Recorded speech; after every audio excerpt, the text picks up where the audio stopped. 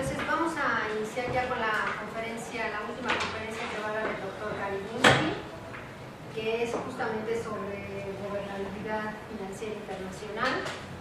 Es, bueno, no quiero decirlo, pero es el tema que Dymski ha trabajado durante muchísimos años, desde diferentes perspectivas, desde el tema de la deuda, desde el tema de la regulación bancaria. Y bueno, yo diría que uno de los más importantes expertos en el tema, académicos en el tema, y me da muchísimo gusto que, bueno, yo de repente guardé este tema para el final, porque es el tema que será que el que más me gusta oír de Dari, aunque ya sé que ustedes quedaron muy emocionados con el curso de la mañana. Entonces, vamos a proceder así, le vamos a dar a Dari unos entre 30 y 40 minutos para que haga su exposición, y luego le vamos a dar unos 20 minutos al doctor Manuel Becerra para que haga sus comentarios, y esperemos a ver si mientras tanto llega nuestra queridísima doctora Diana Richer, que no sé por qué no ha llegado ya, para dar también sus comentarios en todo caso. Entonces vamos a darle la palabra a Gary. Muchas gracias por estar aquí, doctor Becerra. Al contrario, muchas gracias por la invitación.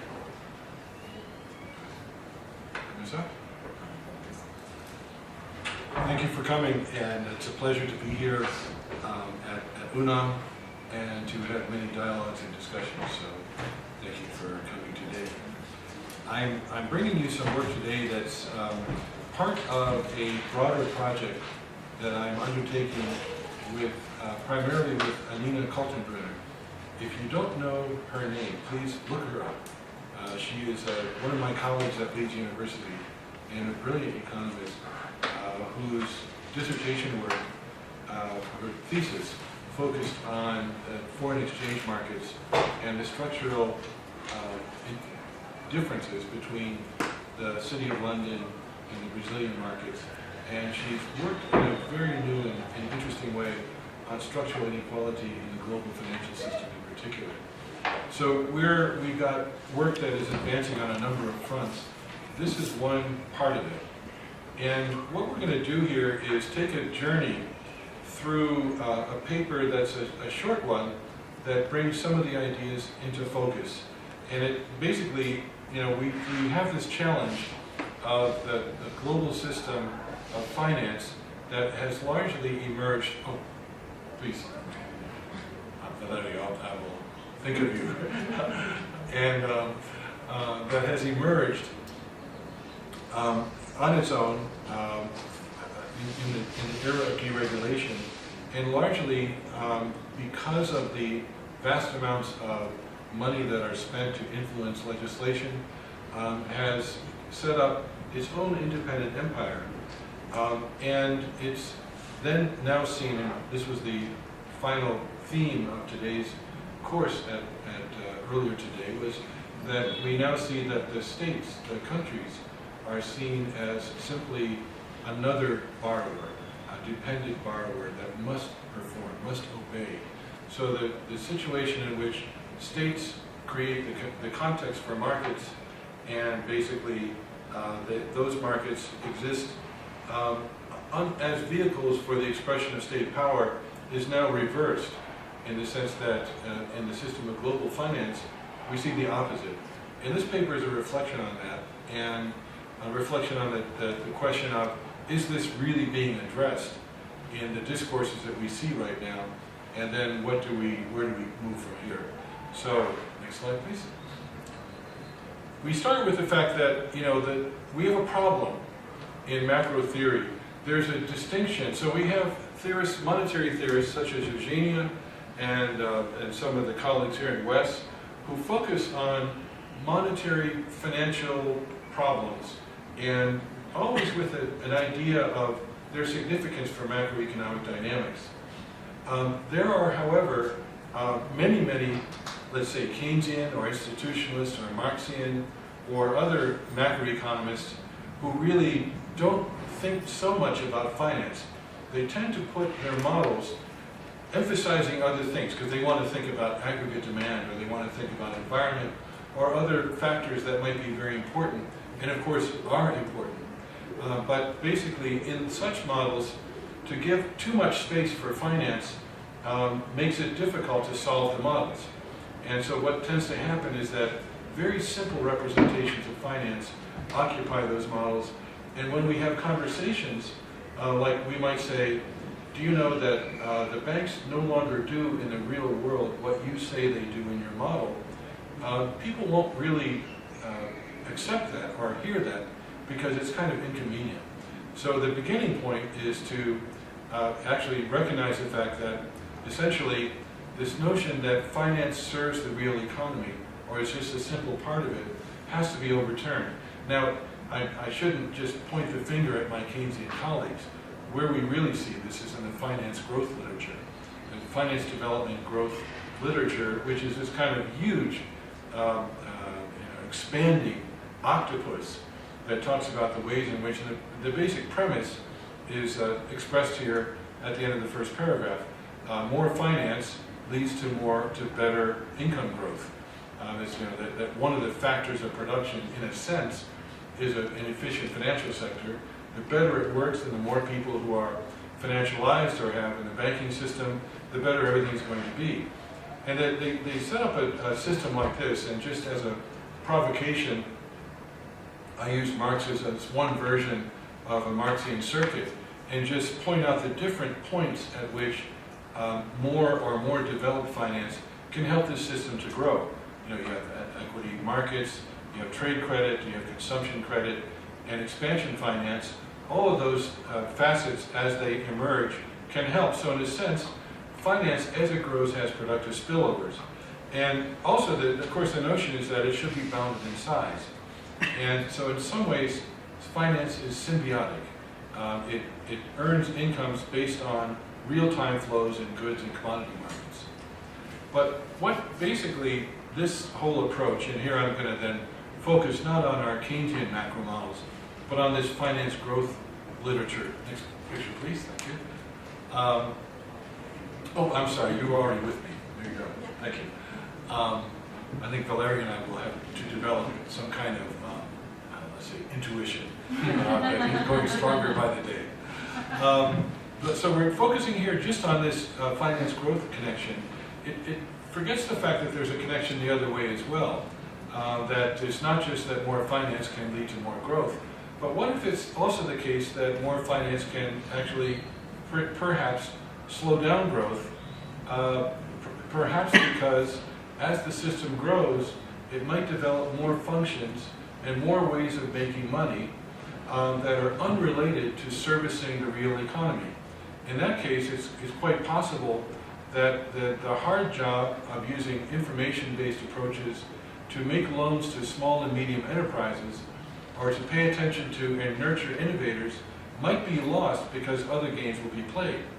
And if in fact it's also the case that the growth of finance turns out to lead to crises of the kind we talked about earlier today, then in turn, because of the crisis, absorbing public spending and even monopolizing liquidity, starving non-financial firms of credit and so on, then you can see negative spillovers.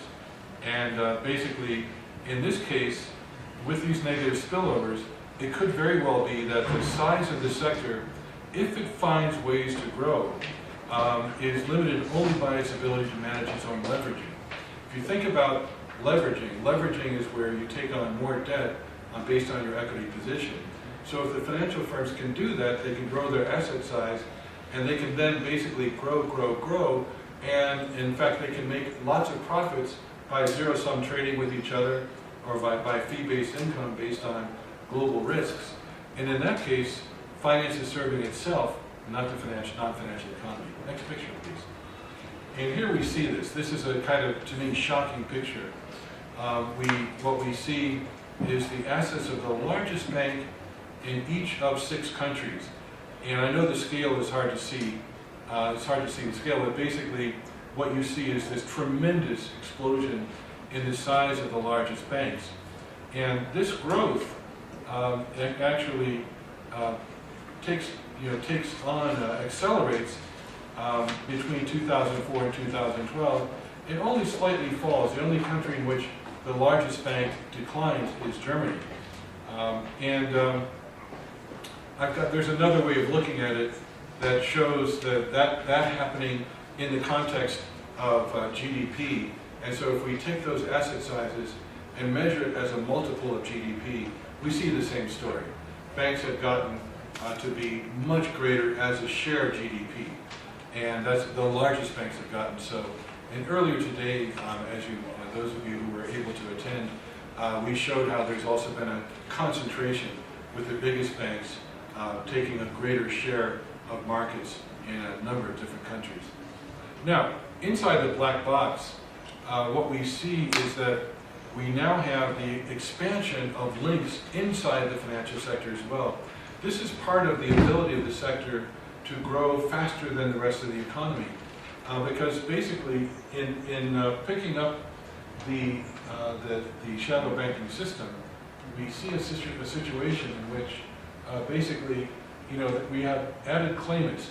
What the shadow banking system does is it takes the relationship, which was previously something like borrower-lender, and stretches it out so that there's now a number of steps in between. We talked about that again earlier today, but this means there's more claimants, more fees to be taken, and therefore the securitization process actually enhances the revenues available inside that sector.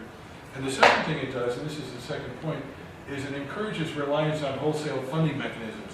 Money markets themselves grow, and if you look at it, when you have that expansion, you've got basically over here somewhere, there would be your depositors, and over here will be your borrowers. But depositors are no longer really in the game. What's in the game is going to be basically, financing these positions is going to be money markets. But money markets now are doing a lot of work, and they've got to expand more and more. In fact, in order to handle that, like for example, it's the case right now that literally the entire financing structure of the mega banks in Europe, all of them are financed by wholesale money market arrangements, money markets that funds that come from the U.S. Now, there's not enough, let's say, safe assets, safe bonds to meet the whole demand for those markets. So what happens is that basically the money market is now leveraged. There's a process called rehypothecation that we talked about the other night. Rehypothecation is where basically, it could be that, for example, if I need to borrow some from the money market in order to support an asset position, I might just borrow it one time, and that's old school. If I don't have enough deposits, I pick up something in the money market. What happens now, though, is that if I borrow from the money market, I might give the money market basically, let's see, what's it, a T-bill. And this T-bill is now, so I've got the money market, I've got what I need. I've pledged my collateral. Now in the old days, the collateral would just stay with me, and then the relationship would be reversed.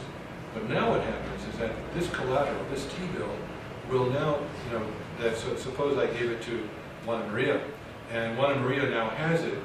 She can then basically borrow from someone else and then pledge this same money market instrument, this T-bill, one more time. And it can go again and again and again. That's rehypothecation. And in the modern world of finance, this can go as many as 16 times. So you have basically one treasury bill supporting an expansion of 16 times its asset size, assets 16 times its size. Think about the fact that that means that there's now any trouble with the performance of any one of those assets is going to ripple through the whole system, because the whole system depends on that collateral. Now you'd say that's a crazy way to set up a financial system, and we say, yeah, welcome to the modern world of finance. So that's, and this is all shadow banking. This is all the expansion of that center outside of the realm of regulation. Now, just to show you then that what we see is that this is just something that shows you that, first of all, claims by banks, this is okay, banks in cross-border financial claims, and this is their share in cross-border. And what you see here is that banks have a decreasing share of cross-border claims. In other words, banks are less involved than other institutions now in lending across borders. More and more of their lending is going intra-banking sector. So that's part of that expansion that we talked about. The hyper-expansion of that sector is more and more self-involved.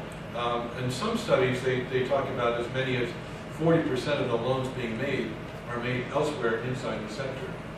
So basically, we see, next one please. We see that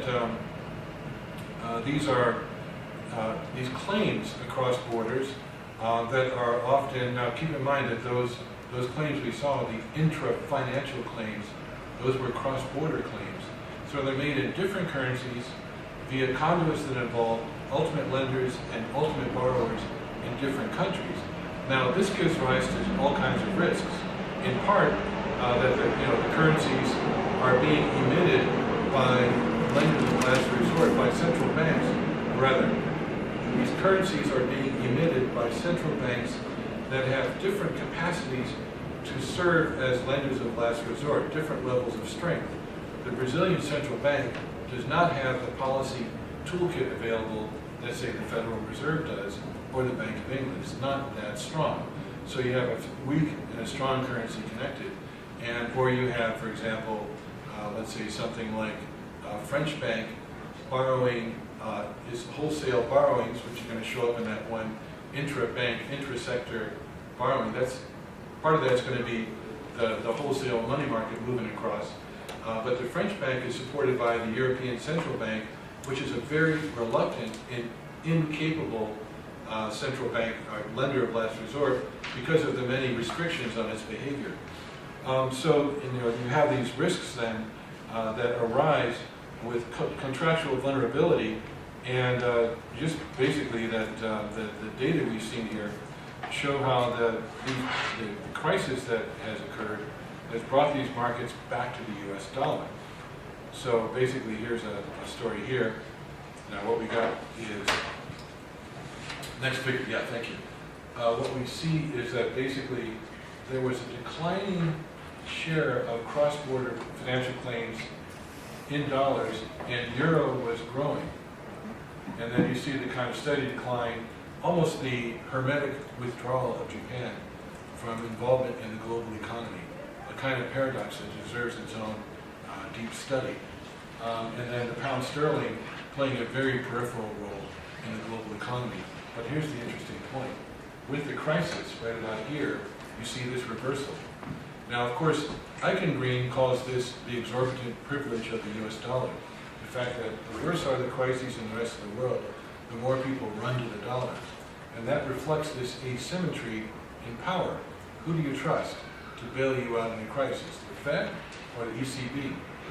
That's an easy one, And that's reflected in the behavior of these market participants who themselves are engaged in remarkable amounts of risk-taking.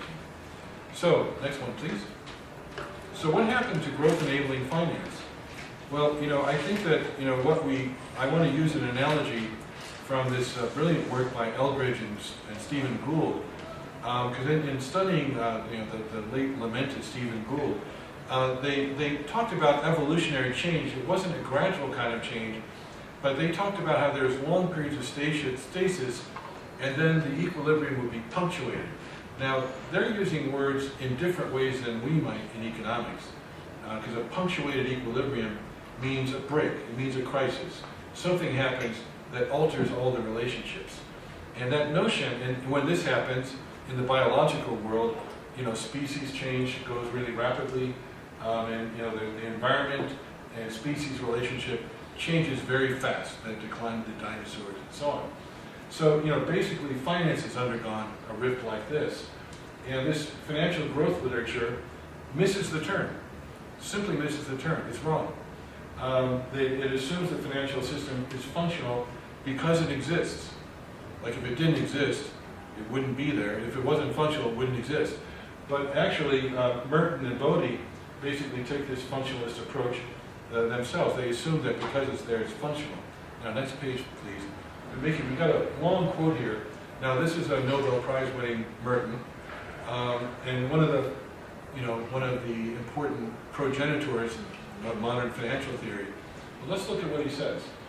Neoclassical theory is an ideal driver to link science and global practice in finance, because its prescriptions are robust across time and geopolitical borders. Now they're writing in 2005. Neoclassical theory provides little prescription or prediction of the specific financial intermediaries, markets, and regulatory bodies that will or should evolve. The neoclassical model offers incomplete guidance to decision makers seeking to manage institutional change. When large departures from the predictions of the ideal frictionless neoclassical equilibrium appear in a given institutional structure, new institutions tend to develop that partially offset the resulting inefficiencies. In the longer run, after institutional structures have had time to fully develop, the predictions of the neoclassical model will be approximately valid for asset prices and resource allocations. Okay, now just think about what he's saying there. Basically, we can't predict chaos and change. But we are sure that after the model breaks down, we're going to be in a world in which the markets can evolve. They're going to be fine enough to evolve appropriately. Just give them time and space. That's all that they need. And now this is a remarkable document, this belief in a theory of efficient financial markets that is untested and untestable. If you go back and look, for example, at Robert Shiller's very first book, which was Irrational, what was it called? Irrational Expectations, I think. It was the book in which he tried to disprove the theory of efficient financial markets. And what Shiller did was, he would say, okay, let's look at the trajectory of prices. Why do we see such volatile price movements in time if these are linked to the fundamentals that are changing much more slowly? So he went about his estimation. He found out he couldn't do it. Why? Because essentially, in order to do that study, you need basically you need a model of the price. So you need a model of the fundamentals, and then you need a model of the expectations that people have since they're doing forward-looking behavior. So you need a model of the expectations at a point in time, as well as the fundamentals that are supposed to lie behind the price. Because fundamentals modified by expectations gives you the price. The problem is, in other words, you need two observations, not one. But you've only got one observation. It's an untestable market model. You cannot disprove it, but you cannot prove it. So you assert it, as these guys do, because you think you're right. And of course, the agenda is deregulation. Next one, please. So basically, we end up with two stories. One is that it's going to be equifinality. This is what's being claimed by Merton and Bodie here. Historical evolution will lead to an end state that's going to give us economic efficiency eventually.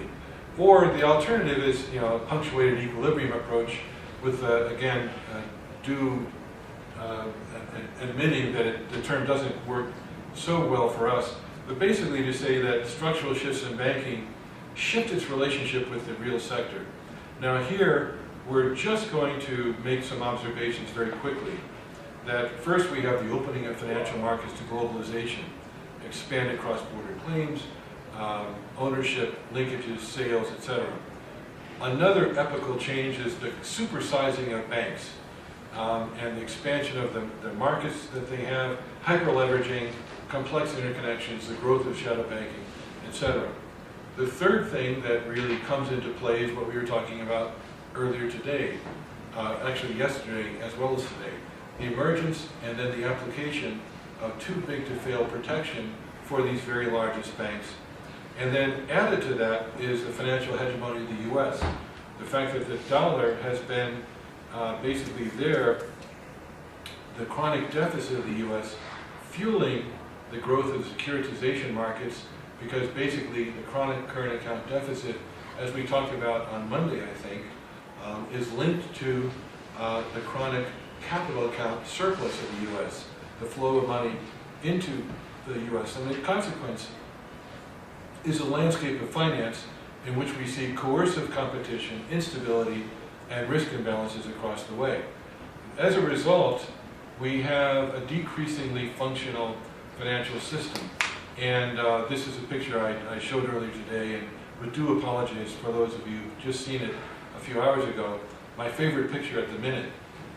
What we have is a depiction of several business cycles, the 1960, 70, middle 70, 80s, and on the far left, recording the average growth from the bottom of the cycle on until the cycle ends in these different cycles. Now, here we're recording average GDP growth. And notice this slowed some during time, during this time period. Next to it, we have loan growth. This is all loans by FDIC registered banks. So this is the U.S. banking system. And what we see here is that the loan growth is higher systematically, and that's not surprising because from a Keynesian theory, we have the idea of endogenous money. Money is created as credit is created, and the system responds flexibly to the needs of a growing economy. That's the kind of old school way that we think about it. And notice that this applies across the sectors. C&I is the industrial loans, commercial and industrial. Real estate loans, okay, there's that. And then loans to individuals, across the way here. Oops. And so you see that they are there. It's a little bit dark, but there's the real growth.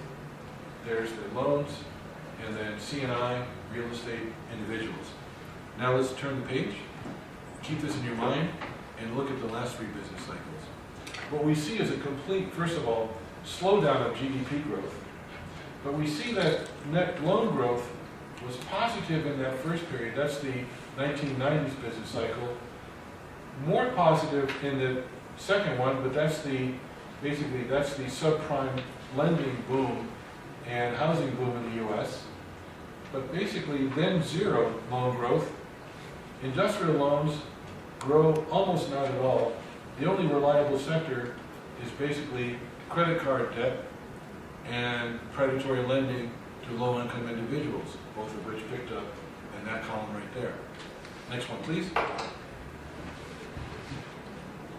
Okay, it looks like, there you go. And the consequence is that the big banks are getting bigger.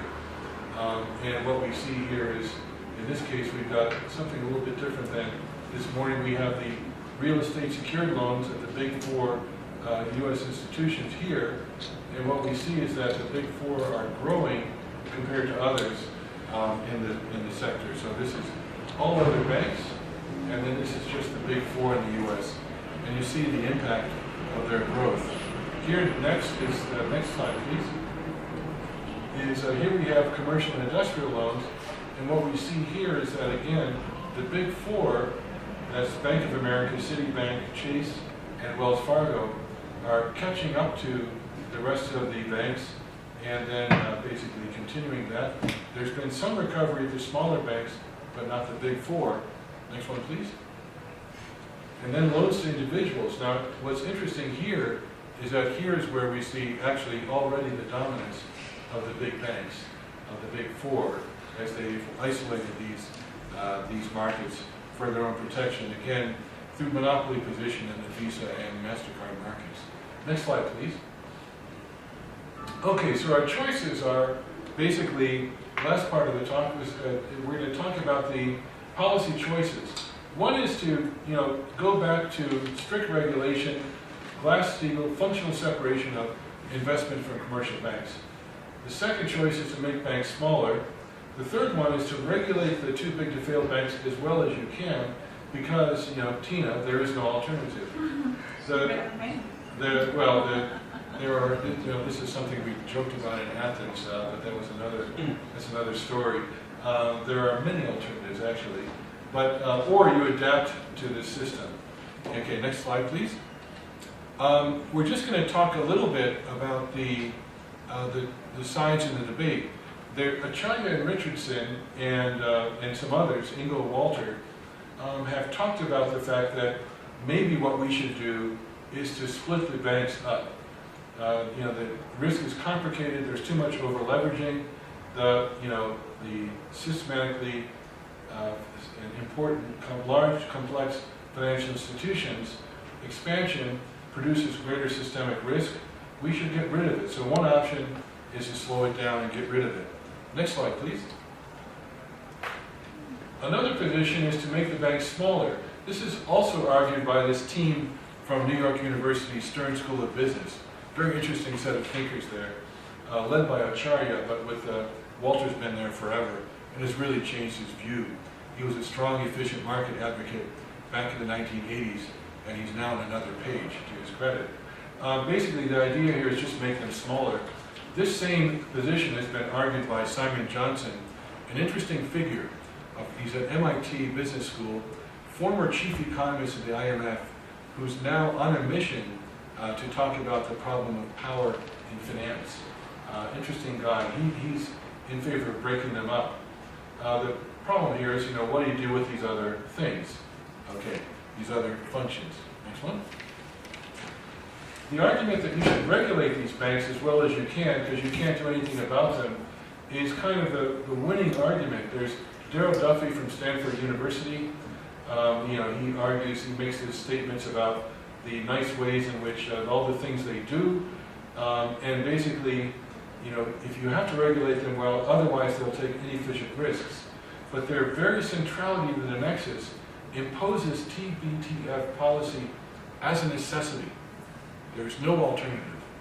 And this same view was basically presented in some policy discussions. And of course, what this misses is that the very excessive leverage of these institutions makes crises and bailouts that are going to reduce policy space and fiscal capacity inevitable. But that part's forgotten. Fourth option is you adapt. And this view is actually, shockingly, held by somebody who's a research director at the Institute for the New Economic Thinking, Perry Maryland. Maryland writes about the fact that the central bank is no longer a lender of last resort, but more a dealer of last resort. Now, he's a Dymskian, but what he does is he takes the view that financial crises are inevitable and all these changes have happened, but he takes it in the direction to say, well, basically, we're now in a broker-dealer system. The banks are broker-dealers. If you remember the pictures I showed at our first lecture today, you remember how there's this complex system with banks in the middle channeling all the activity. And basically, there's just, the Fed has simply to adapt to this. Robert Shiller takes the same view. His notion is that it's not bank size or complexity that's problematic. We must basically ensure that there's more rational and complete market structure. Simplify contracts, make more markets, give everyday people a chance to play in the markets. So we must simply adapt. Next slide, please. Now, let's just let me just see where we are in the sequence. And I want to, if I'm going to pull out for a minute here, but stay with that. Let's see what page I'm on. Okay. We're close to, okay, got it. Okay, back to that. All right. Now, what choices were actually made then? Those are kind of the four choices. Well, the U.S. Treasury signaled in 2011 that the choices had been made and everything was under control. Again, with apologies for a quote that I used today. It's a very important and telling quote. This is Tim Geithner, 1 year, or rather 11 months after the passage of the Reform Act, basically stating that the U.S. financial system is recovering because of tough choices we made to fundamentally restructure the system. We did reforms to preserve those changes with a better balance of stability and innovation. The weakest parts of the financial system, the firms that took the most risk, no longer exist or have been significantly restructured. Well, the firms that took the most risk certainly included Lehman Brothers and certainly included AIG. But AIG has been born again, and these firms also included Goldman Sachs and Morgan Stanley, both of which were insolvent in the crisis, and both of which are now among the most powerful banks in the world, thanks to being bailed out. So this statement makes no sense. Next one, please.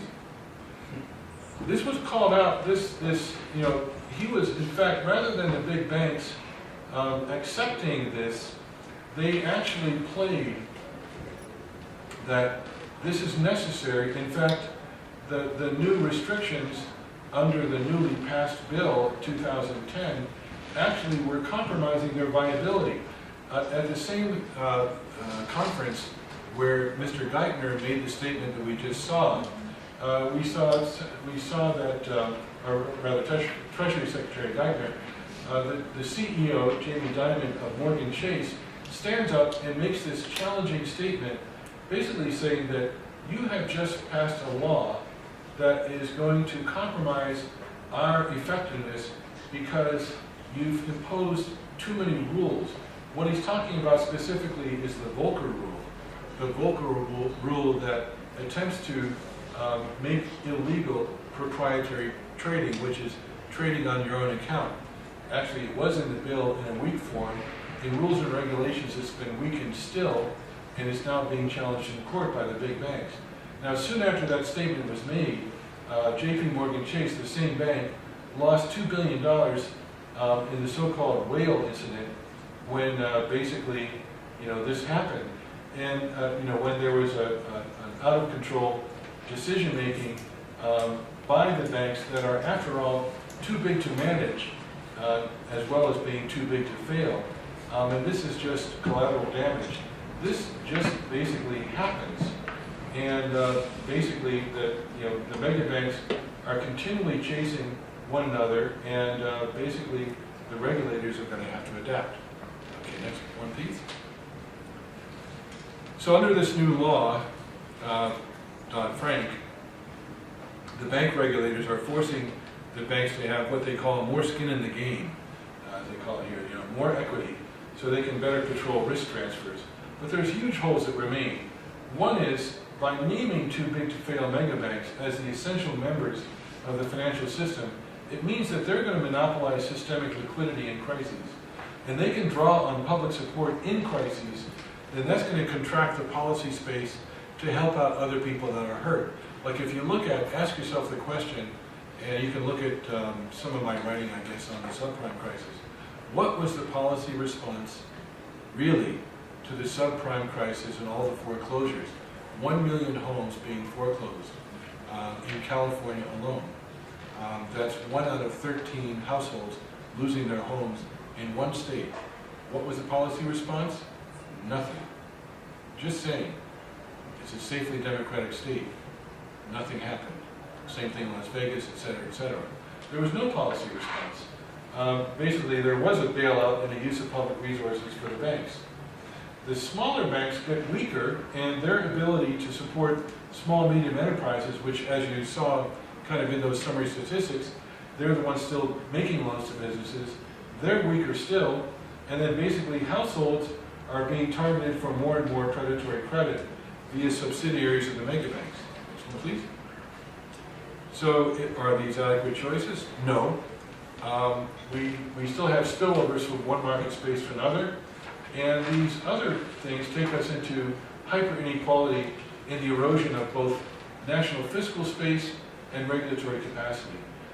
Elsewhere in the world, you see this continued domination of banks that are dependent on wholesale funding in the U.S., and so basically everything increasingly depends on the viability and the freedom of action of a central bank linked to a power that is no longer a benevolent hegemon, but is acting in the global system as often a predatory hegemon. And this is not something that can stand still. Next one, please. So basically, can we opt out of the system? No, I don't think we can. Opt out, there's a lot of people that are talking about positive money, peer-to-peer lending, crowdfunding, various forms of democratic finance. These forms are, basically themselves, the idea that if we just turn our backs on the global system, it won't bother us anymore. The problem is, first of all, as each of these alternatives to finance grow up, each of them becomes subject to engagement, investment by members of the shadow banking systems.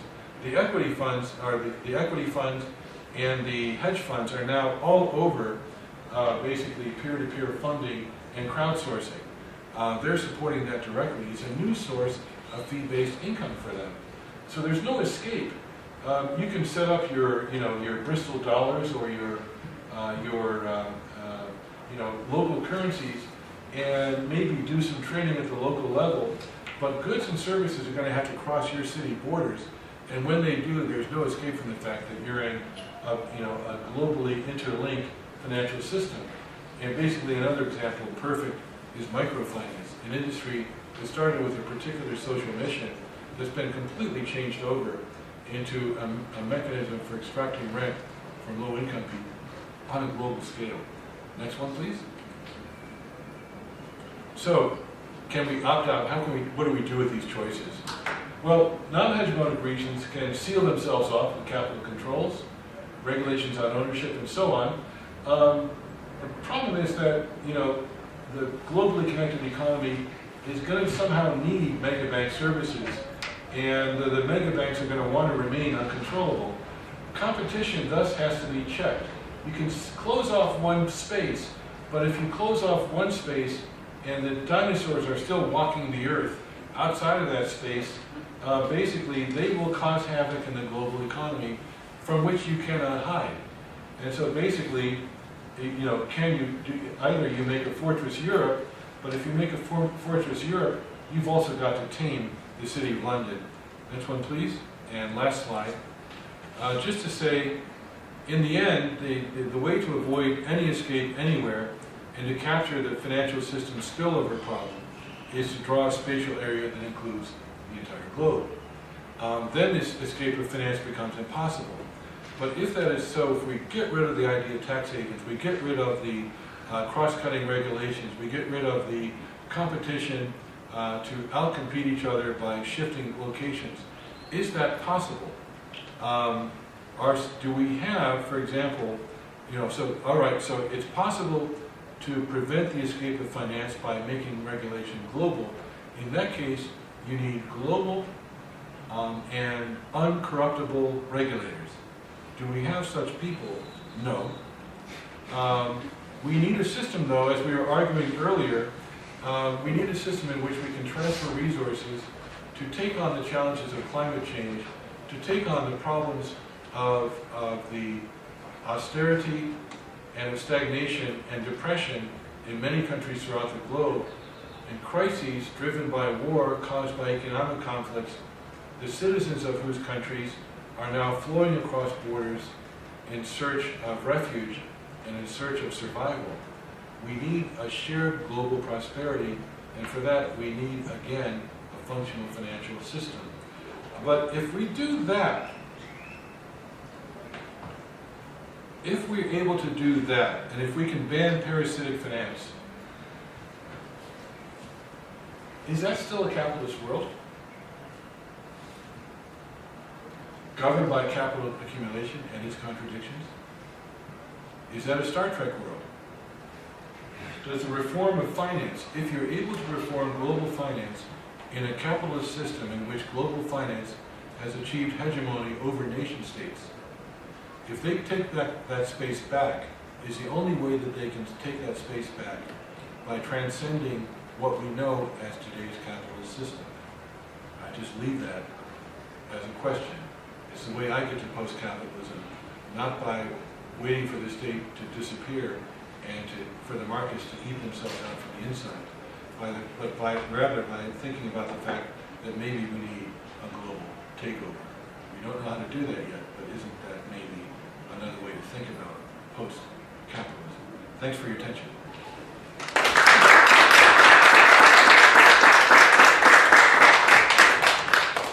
Bueno, muy bien, me acaba de mandar un mensaje la doctora Elena, ha dicho que les fue un problema y no pueden acompañarnos, así que tenemos tiempo suficiente para escuchar a nuestro querido amigo Manuel Becerra, sus comentarios, en fin, su experiencia, que es mucha en estos temas financieros internacionales. Sorry, I'm going to speak in Spanish. Is it matter? You can follow Okay. with- Yeah, I can follow. Bueno, la cuestión es que no soy economista, aunque precisamente en un núcleo grupo de investigación del Instituto de Investigaciones Jurídicas, con la doctora Correa, hemos estado trabajando la cuestión de los flujos financieros. Y precisamente la conferencia del doctor Gary me muestra la necesidad de una regulación. Sí, lo que él expresa desde la perspectiva del derecho internacional, a mí me parece que no tiene nada que ver con la regulación internacional. Sí, tal parece que las reglas de economía son las que manejan todo eso. Y aquí está la parte interesante. En un fenómeno de globalización, en donde los estados se apuran y es el caso de México, se apuran a participar en la globalización, se hace por medio de normas jurídicas que serían los tratados de libre comercio. Los tratados de libre comercio son como una especie de cemento que va de alguna manera solidificando las reglas de carácter comercial. El Tratado de Libre Comercio, en realidad, si lo vemos con un poco con mayor detalle, veremos que al final de cuentas son tratados de inversión, son tratados de flujos. Esto en virtud de que en otro momento México participaba o trataba de participar en los flujos financieros, tuvo crisis que causaron una serie de consecuencias que ya conocemos, el efecto tequila en otro momento. Tal parece que los tratados de libre comercio vienen a dar un marco jurídico en lo que se refiere a los flujos financieros. Pero, sin embargo, como lo dice el profesor, las crisis se mantienen. Y es curioso ver que en esas crisis financieras, que lo vemos, por ejemplo, en la parte de Europa, con Italia, España, Grecia fundamentalmente, los que parecen que son los culpables es los ciudadanos, porque son los que tienen que dar una respuesta a la necesidad de mantener el sistema financiero en pie, y por eso eso se hace mediante los impuestos y mediante la reestructuración de los sistemas, es decir, aplicando un sistema de carácter neoliberal. Pero tal parece que entonces sería la banca y estos enormes cuatro, como él lo maneja, grupos financieros internacionales, son los que se mantienen incólumes, a salvo, sin que nada haya de culpa en esos flujos financieros. La idea de una reestructuración de los flujos económicos internacionales es un tanto también ya de varios años. Pero ¿cómo cambiar el sistema que aparece después de la Segunda Guerra Mundial? El sistema de Bretton Woods con el Fondo Monetario Internacional, el Banco Mundial fundamentalmente, cuando precisamente esos sistemas están controlados por las grandes potencias, porque son los que tienen mayor capital dentro de ellos y los que establecen las reglas del juego. Ni siquiera Argentina, lo vimos, se pudo salvar de eso. Al final de cuentas, el cambio de gobierno lo primero que hizo fue arreglarse con los fondos buitres. Tal parece que no había otra posibilidad, tal parece, no lo sé, más que negociar con los que detentan el capital internacional. Eso llama la atención. Ahora bien, volvamos a la cuestión del derecho internacional, que es lo que podría dar una respuesta. Si lo vemos estrictamente del derecho internacional, no existen normas específicas. Así como los tratados de libre comercio, no hay tratados internacionales que nos establezcan una regulación de los flujos financieros. No hay un tratado internacional. Los juristas se rebanan los sesos para saber cómo hacerle frente a la gran problemática de flujos financieros, digamos, salvajes, que no tienen una regulación. Así, en Naciones Unidas han aparecido varios proyectos o cuestiones concretas, una resolución de la Asamblea General de Naciones Unidas en donde se establece un control o ideas sobre lo que puede ser este tipo de capitales sin control. Pero quiero decirles también que desde el punto estricto de derecho internacional, esas resoluciones de la Asamblea General son meras recomendaciones, no son un tratado internacional, ni siquiera es una costumbre internacional, y en consecuencia los estados pueden o no cumplirlo. Hay otra propuesta de la UNTAD concretamente, que me parece que es bastante interesante. En esta propuesta de la UNTAD establece una serie de reglas en materia para salvar las crisis globales financieras, y dan una serie de principios. En principio, el primer principio sea responsabilidad de los prestamistas en caso de crisis financieras. Me parece que sería lo más simple.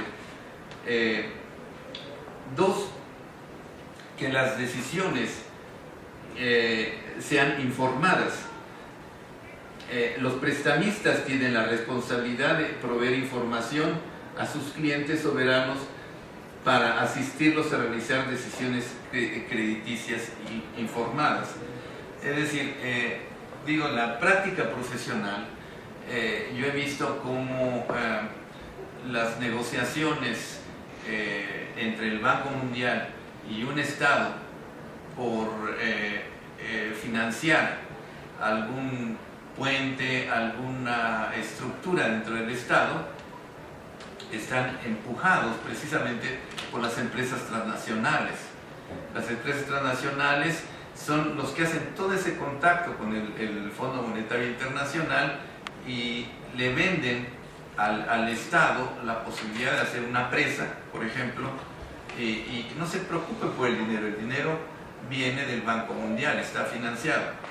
Pero eso no hay decisiones informadas, es decir, en este caso el deudor no sabe a ciencia cierta hasta dónde está su responsabilidad. También es necesario, como siguiente principio, una debida autorización. Al final de cuentas, los estados, cuando adquieren un crédito, lo hacen en una representación de una soberanía, es decir, necesitan autorización de los órganos internos. Aquí es impresionante, en muchos estados adquieren deudas sin tener autorizaciones a nivel interno.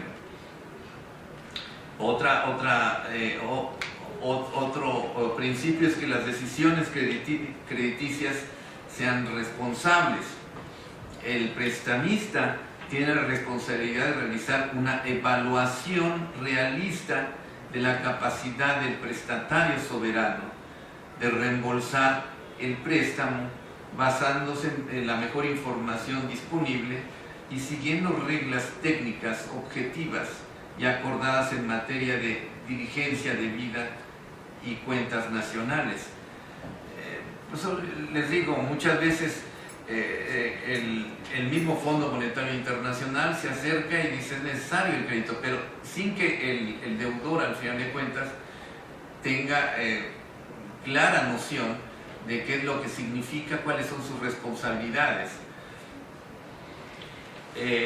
Por otra parte, es necesario el financiamiento de proyectos, es decir, el proyecto que se va a financiar necesita tener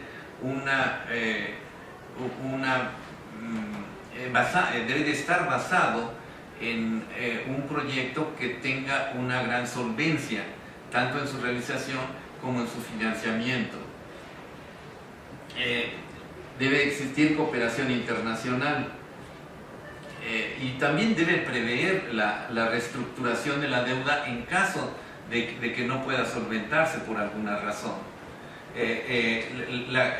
Lo que se plantea a nivel internacional es que definitivamente los estados necesitan financiamiento y hay muchas razones por las cuales se puede quedar insolvente. No siempre es por alguna irresponsabilidad del Estado, sino puede ser un producto de cambios en la materia de los productos, por ejemplo, en el caso de nosotros, la fluctuación del precio del petróleo, que es una economía basada en el petróleo, o bien puede ser por cuestiones de un evento, un tsunami, un temblor, etcétera, etcétera, que tenga un impacto en la economía nacional. En ese sentido, debe de acercarse a la reestructuración de la deuda y siempre de buena fe.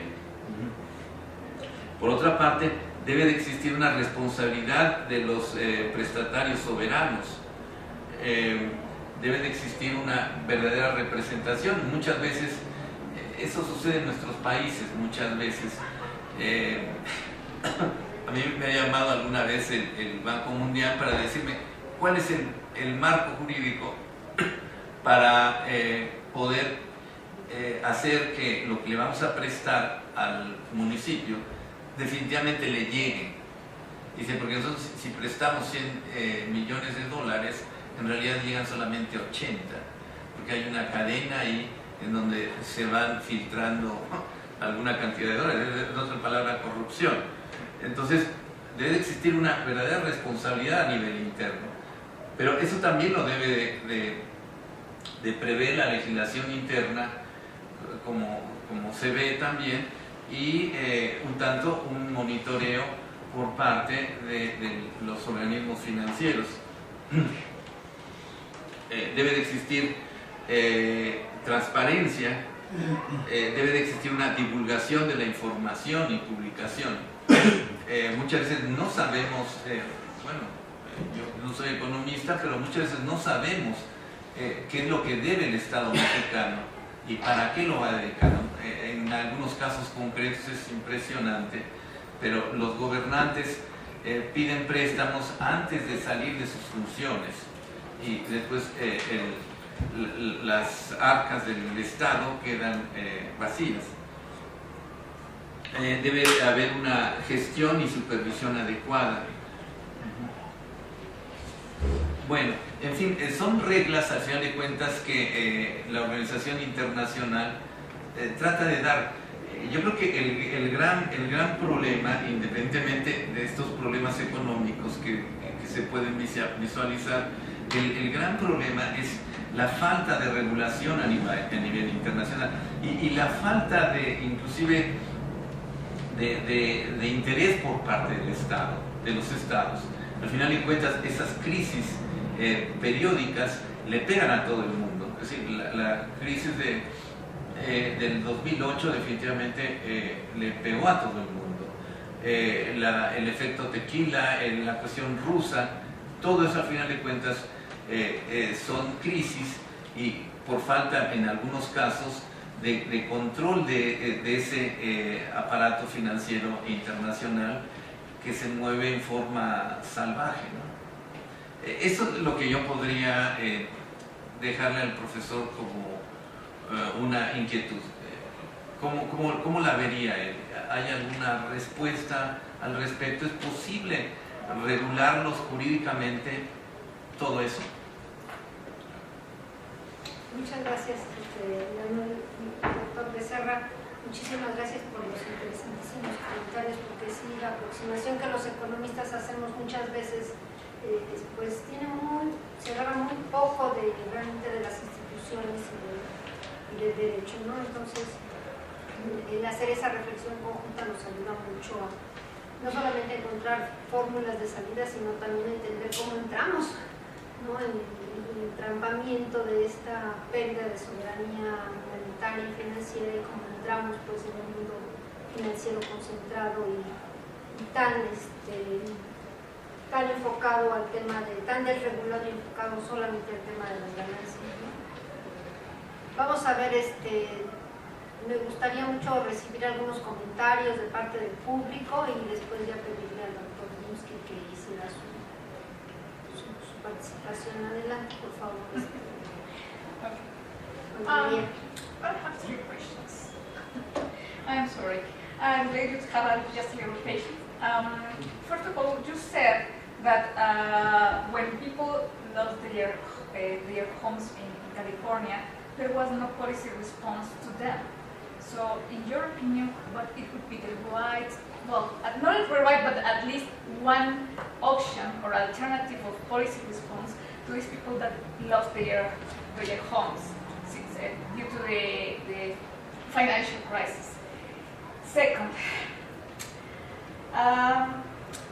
this one is, could we function as nation or societies if we don't have a financial system?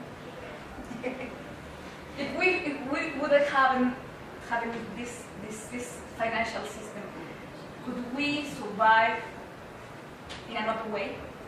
And the third one, could you actually, this is something that I have been trying to understand in the three conferences. Could you explain for a non-economist the securitization process of the financial system, please? That's it. Thank you very much. I'm going to say this in English. Yeah, in English and quickly. But I wanted to, just because Gary is preaching the truth, and I agree with him so much, I'd like to be a little provocative and put forth an option 5, which would be the do nothing option. And let me explain this in 3 quick steps.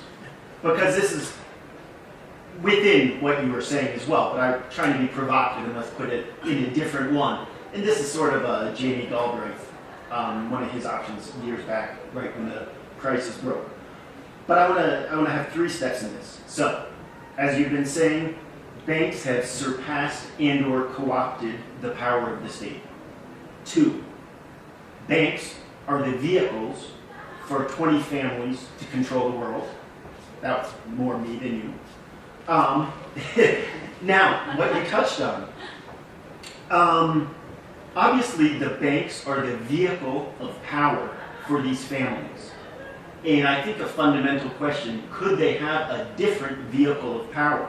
Or if there are no more banks, does their power die as well? So, here's option 5. If I were to run against Hillary and Trump, I would win, with knowing nothing about me. But I would say my party is the law and order party. We will only apply existing rules and regulations, but we will apply them. And let's see what happens to our financial system. If we only apply the laws, all our big bankers are in jail. Robert Rubin is in jail for misleading investors about Citi's exposure to subprime in 2008. You're referred to Jamie Dimon's London whale. He said publicly, it's a tempest in a teapot to his investors. I'm sure if we did some forensic work, he knew what was going on. He's in jail too. So all we would have to do, no more quantitative easing, no more bailouts of any form, send people to jail who have acted criminally, and our big banks are gone. And as Jamie Galbraith says, the FDIC has everything in its place to make sure that customers aren't hurt, break up banks, move them around. So that's another option, perhaps. Thanks. ¿Más preguntas? Bueno, yo quisiera referirme a la pregunta del final. Is that still a capitalist world, governed by capital accumulation and its contradictions? Bueno, hay que saber cuál es la naturaleza del sistema capitalista para poder contestar esa pregunta. Porque si no, entonces, pues, podemos estar hablando de utopías, ¿no? Y creo que no se trata de eso. ¿Cuál es la naturaleza del sistema capitalista? ¿Cuál es la ley fundamental? Pues esa es la de la acumulación de capital. Capital que no se capitaliza, que no se valoriza, no es capital.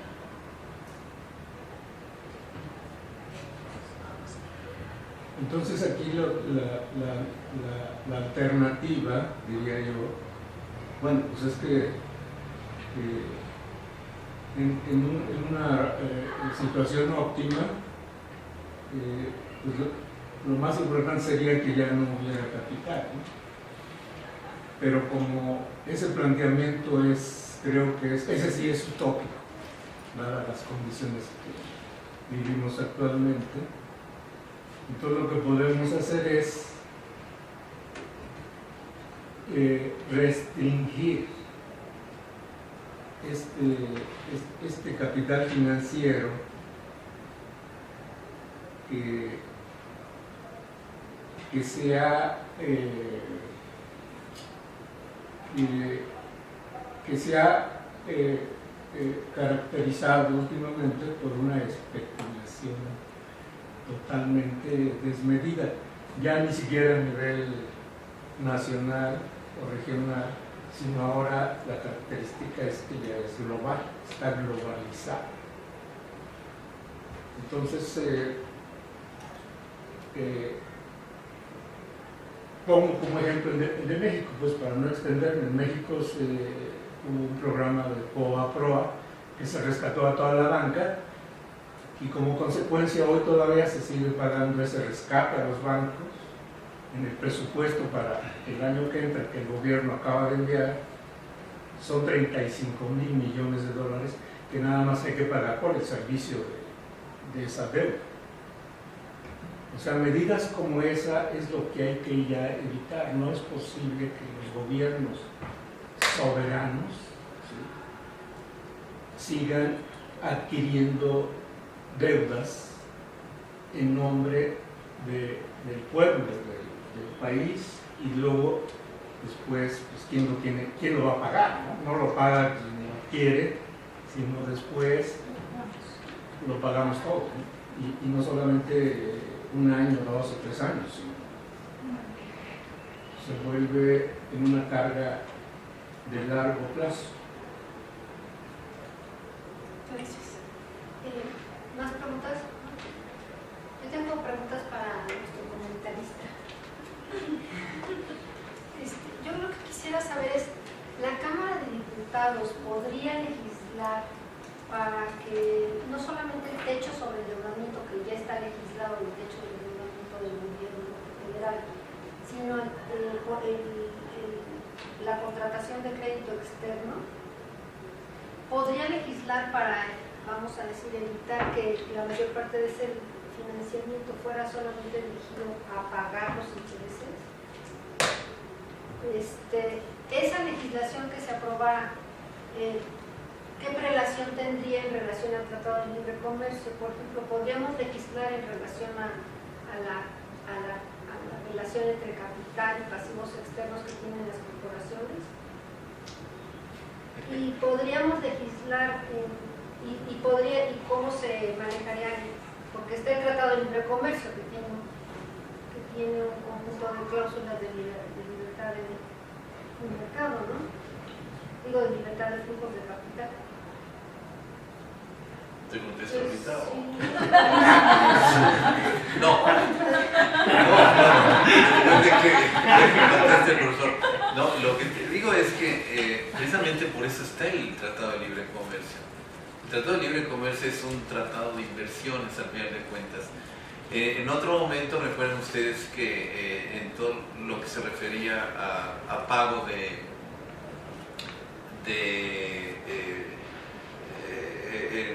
de primas, digamos, por los contratos de transferencia de tecnología, existía una oficina que controlaba y que veía los contratos. Ese modelo se hizo para abajo, es un modelo defensivo, decía, y se echó para abajo. Ahora, el medio del asunto no es tanto, no está en la legislación mexicana, en una nueva ley, porque la otra ley, estamos llenos de leyes, sino de un verdadero control por parte del Senado. En ese momento está pendiente, yo estoy observando el TPP, por ejemplo, que es otro tratado más allá del Tratado de Libre Comercio, mayores gravámenes para el país en determinado caso. Pero a quién le toca detenerlo sería al Senado. Y el Senado, a pesar de que desde el año 2004 existe una ley, nuevamente, una ley que regula la actividad del Senado en la aprobación o no de los tratados internacionales, es la ley de tratados en materia económica, donde establece la necesidad de que los tratados internacionales tengan un impacto positivo a nivel interno. Pero ahí es una cuestión de la Cámara de Senadores y de los partidos que realmente pudieran detener eso. No más leyes, creo. Ahí existen controles que definitivamente no son accionados por los políticos de momento. ¿Alguna otra pregunta? ¿No se les ocurrió que también pueden preguntarle al moderador? ¿Alguna otra pregunta? Una nada más dice. Pero no hay, en el Tratado de Libre Comercio no hay techos. No. No hay techos. Entonces, si no hay techos. No. Y hay una cuestión más y terrible. Bueno, nosotros tenemos, de acuerdo con la Constitución, como saben ustedes, la cláusula Calvo, que digamos, de alguna manera detiene pues con el Tratado de Libre Comercio, el capítulo 11, que se refiere a inversiones extranjeras, se le deja, ahora sí, al derecho internacional y concretamente a la costumbre internacional, la regulación de la inversión extranjera. Eso barre con la cláusula Calvo. Ese es impresionante porque hay de alguna manera de facto una reforma a la Constitución vía Tratado de Libre Comercio. Yo creo que la cuestión es crear sistemas de contrapesos que realmente lo sean. Para eso necesitamos una, bueno, no sé. Just to take advantage that we're in such a nice, friendly, intimate environment, and to add to the law and order, it would have some fun consequences over Mexico. So just a quick funny anecdote for you. In 2008, Citibank, the US government takes a 30% stake in Citibank as part of the bailout. Now, in Mexico's anti-government, anti-state furor in the early 90s or late 80s, they say no bank operating in Mexico can be funded by any government. So, if we follow the law in Mexico, Citibank had to let their subsidiary go. And what did the law and order parties of Mexico say about it? Agustin Carstens specifically? It's an old law anyway.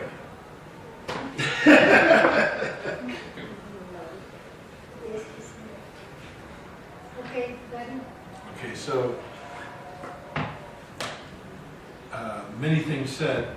Let me respond first, or just react a little bit to some of the ideas that Manuel put on the table. Of course, it was as if you had been in the room developing the ideas that we were unfolding over the past 3 days. One of the points, I'll just bring out a couple of things. I emphasize not so much the tequila crisis, but we talked a lot, yesterday, about the 1982 crisis and the Brady bonds, and the ways in which the crisis was resolved through the active intervention of governments that worked to provide subsidies to then create from these bad loans that to create securities that could then be marketed on the global markets as Brady bonds. And in so doing, what we talked about today in class was the fact that this was done outside of the reach of international law, actually outside of the reach of national laws, because there is a problem that has been brilliantly described by Katerina Pistor as the problem of a conflict of laws. And of course she comes up with a legal theory of finance that basically there's no way, as she argues, to resolve conflicts of law situations. The recent case, I was involved at UNCTAD last year with the effort to put in place a multilateral renegotiation facility because of the way in which the judge and the holdout owner of a share of the hedge fund there in New York State, or rather of that holdout hedge fund, was blocking a deal that was otherwise agreed by all participants. Now, just to say that the discussion that ensued and was that said, well, national law cannot be permitted to block a consensual arrangement among all but a few creditors, and so as to infringe the rights of the sovereign nation. However, of course, the IMF representative was in the room, and the American representative was in the room. It was the American who spoke, although later there was a private discussion.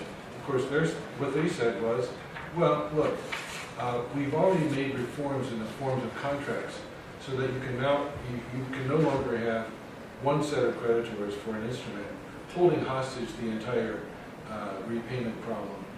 Basically, if they don't agree, you can break off the rest of the contract and redo it. So let's make it more flexible. Contract design will solve the problem.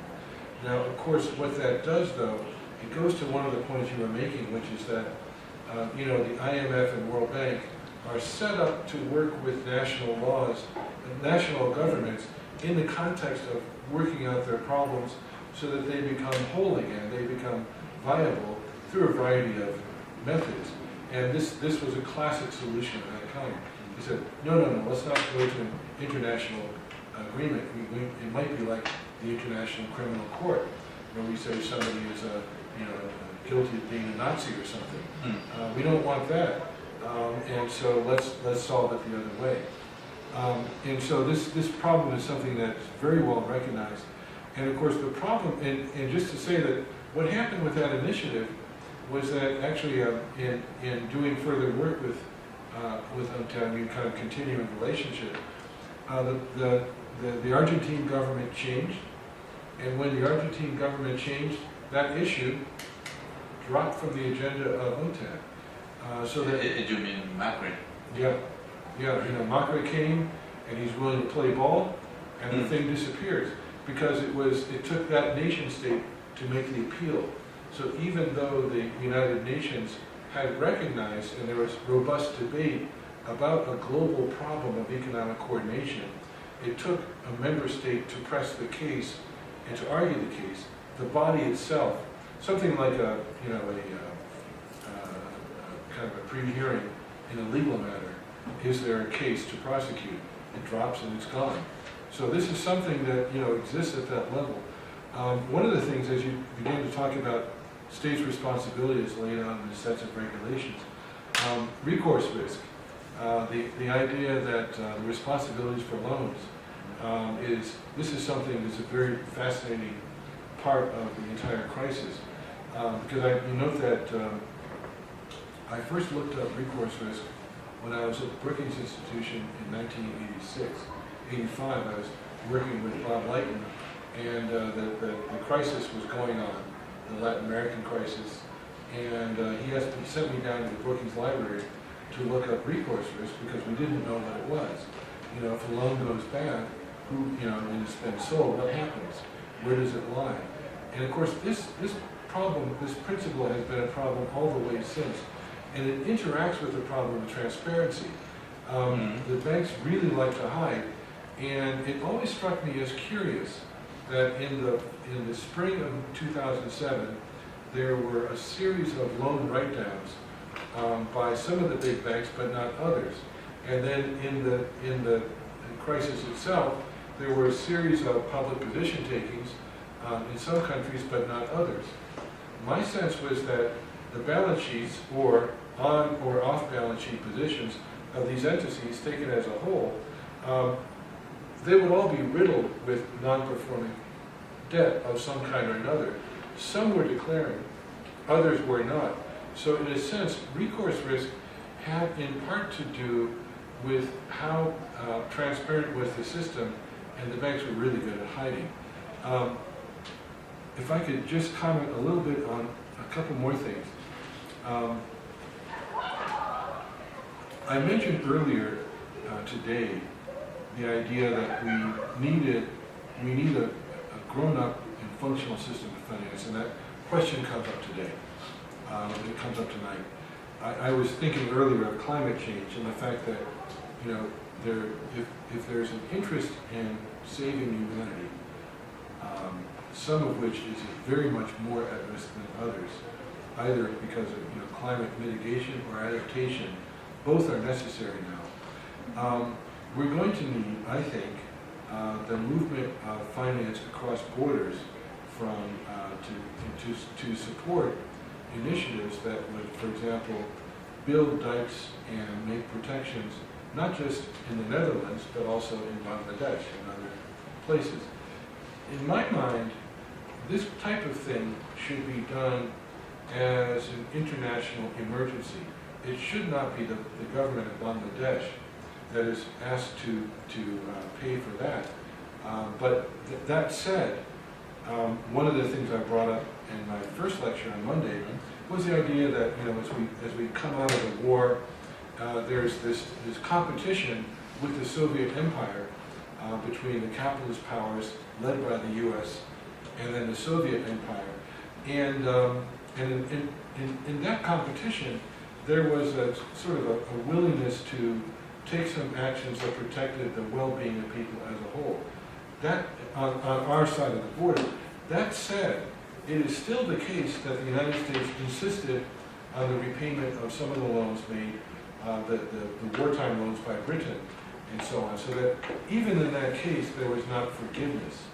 So that the problem of the nation state being at the center and responsible as a unit of decision has real problems and limitations. I mean, I just state that for what it is. The example that is given in a recent book about Keynes and Roosevelt, the author talks about, it's Treadway, I think.